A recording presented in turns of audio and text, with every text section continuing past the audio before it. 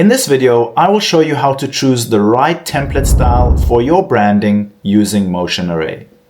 If this guide helps, please consider liking and subscribing so others can see it too. What's up guys, my name is Kyle from GuideWise. First, you need to define your brand personality. Minimal versus bold. Corporate versus creator. Is it fast-paced or calm? This includes font, spacing, and motion speed, which all signal to brand identity. Once you have figured that out, you want to filter your templates correctly in Motion Array. In Motion Array, go to Video Templates and choose the editing software that you will be using. On the left, we have columns, so we have logos, slideshows, lower thirds, intros, and a number of different options. You also have orientation, resolution, and optimized for.